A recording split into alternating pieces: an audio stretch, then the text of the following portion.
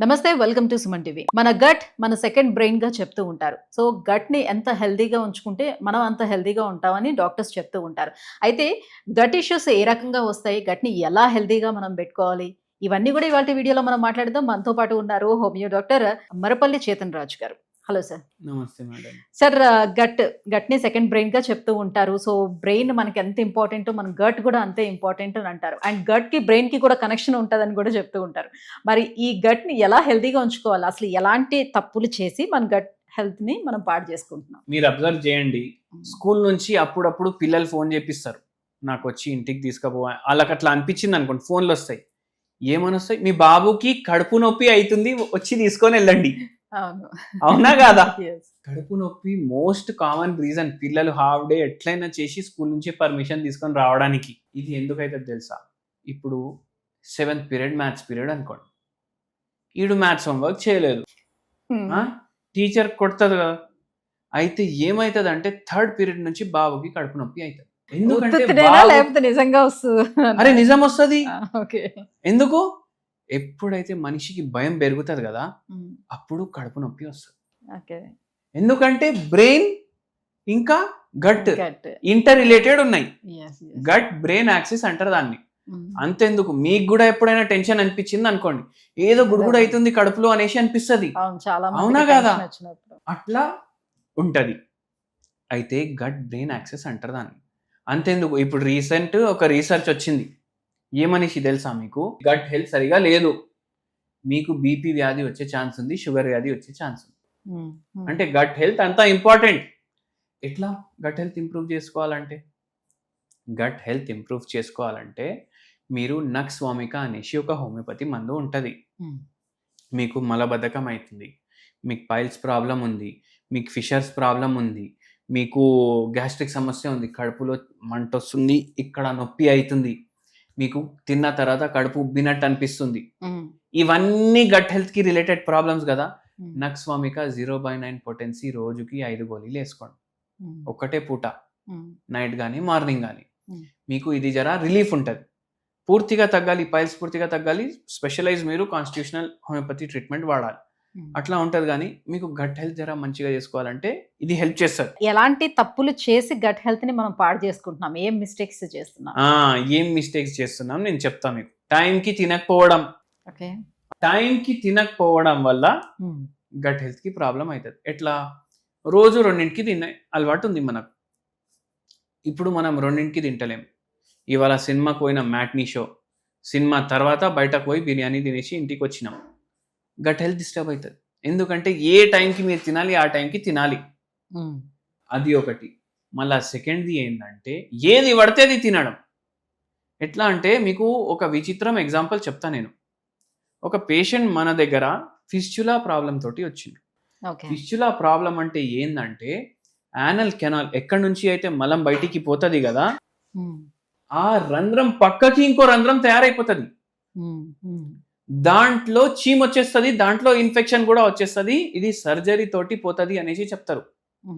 ఆ ప్రాబ్లం కోసం వచ్చిండ్రు. హోమియోపతి తోటి అది సర్జరీ లేకుండా తగ్గిపోయింది. ఆ పేషెంట్ సర్జరీ చేసినా కూడా చాలా మందికి తగ్గదు, మళ్ళా రిటర్న్ వస్తుంది. అయితే అది తగ్గిపోయింది. మళ్ళా ఇంకోటి విచిత్రం ఏంటంటే ఇదే పేషెంట్ ఫిస్చులా ప్రాబ్లం కి అంతకుముందు 2 సార్లు ఆపరేషన్ చేయించుకున్నారు. అంటే ఇప్పుడు మీకు గట్ హెల్త్ బాగోపోవడం వల్లే మీకు piles and fissures, fistulas. Gut అంటే ఇక్కడ ఉండదు, మౌత్ నుంచి ఏనస్ వరకు గట్టే. అయితే ఆ పేషెంట్కి అది తగ్గింది సరే, కానీ ఈ పేషెంట్ది నేను ఒకటి చెప్తాను. మనకు చెప్పింది, నాకు ఒక అలవాటు ఉంది సార్, నాకు ఏది నచ్చితే నేను అది చేస్తా. సరే చేయండి, అయింది కదా నచ్చిన రోగం. అవునా కాదా? ఎందుకు చేస్తారంటే చూడండి, నేను ఇంటికి వెళ్ళి ఆఫీస్ వెళ్ళడానికి 1 అవర్ పడుతుంది. రోడ్ మీద పోతున్నా, ఇడ్లీ కనిపించింది, నాకు ఇష్టం, ఘీ ఇడ్లీ వేసి మళ్ళీ దానికి ఫ్రై ఇడ్లీ ఇంకా ఇష్టం, అది తినేస్తా. మళ్ళీ కొద్దిగా దూరం వెళ్ళగానే ఆ బండి మీద దోశ బాగుంది అనుకోండి, అది కూడా తినేస్తా. మళ్ళీ ఇంకా కొద్దిగా దూరం అయింది అనుకోండి, ఇంకా ఏమైనా కనిపించింది, అది కూడా తినేస్తా. మళ్ళీ అంటే బ్రేక్ఫాస్ట్ 3 పూటలు అవుతుంది. అవునా కదా? ఇంటికి వచ్చేటప్పుడు బర్గర్ తింటా, చైనీస్ కనిపిస్తే చైనీస్ తింటా, మళ్ళీ బిర్యానీ కనిపించింది అనుకోండి, కడుపు నిండా అయిపోయింది, అయినా నేను తింటా, కంట్రోల్ చేసుకోలేకపోతా. ఫుల్ జాలీ మనిషి ఉండే, ఫుల్ ఇట్లా జోకులు వేసుకొని మంచిగా మాట్లాడుతున్నారు, వెయిట్ కూడా ఎక్కువ ఉండే, రోగాలు కూడా అట్లనే ఉండే, బీపీ ఉండే, షుగర్ ఉండే, మళ్ళీ ఈ ఫిస్చులా ప్రాబ్లం కూడా ఉండే. అయితే ఏందంటే ఇట్లా ఏది అంటే అది తింటా అంటే నడవదు పని. లిమిట్లో తినాలి, బయట తినొద్దు. ఇప్పుడు నేను 2 విషయాలు చెప్తా. ఒకటి ప్రీబయోటిక్, ఒకటి ప్రోబయోటిక్. ప్రీబయోటిక్ అంటే ఏంటంటే ఏదైతే ఫుడ్ గట్ బ్యాక్టీరియా ఉంటుంది. గట్ బ్యాక్టీరియా అంటే ఏంటంటే చిన్న చిన్న జంతువులు అనేసి అనుకోండి. సింగిల్ సెల్యులర్ ఆర్గానిజం బ్యాక్టీరియా అంటే అది మన లోపట ఉంటది. ఇవి మంచివి ఉంటాయి, చెడ్డవి ఉంటాయి. మంచివి అంటే హీరోలు, మన బాడీని కాపాడుతాయి. చెడ్డవి అంటే విలన్లు, మన బాడీని చంపుతాయి.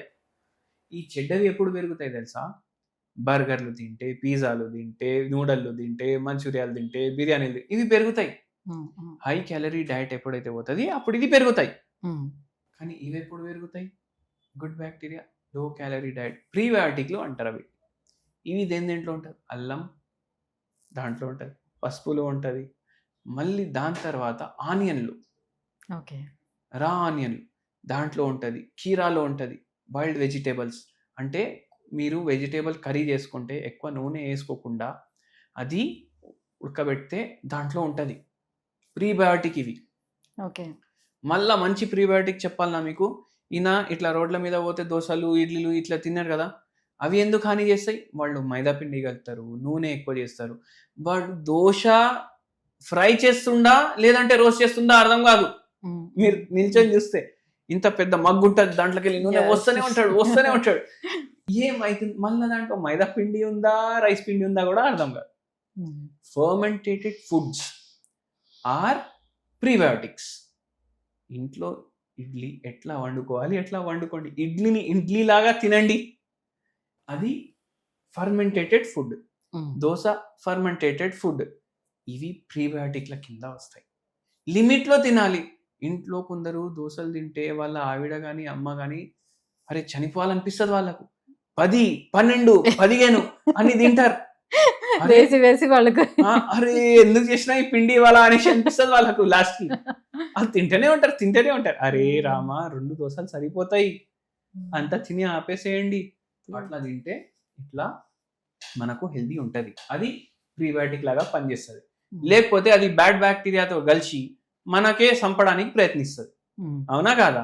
హెల్దీ తినాలి, ఇంటికాడ తినాలి, రా ఫుడ్స్ ప్రతి మీల్లో ఇంక్లూడ్ చేయాలి, టైంకి పడుకోవాలి, టైంకి లేవాలి, ఏమైనా పట్టించుకోవద్దు. ఎంత పెద్ద ప్రాబ్లం. మాక్సిమం పులియబెట్టినవి ఏవైనా తీసుకోవాలి, దాంట్లోనే ఈ ప్రోబయోటిక్స్ అనేది ఉంటాయి. రైట్.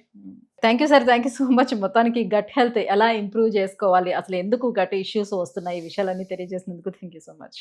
Thank you madam.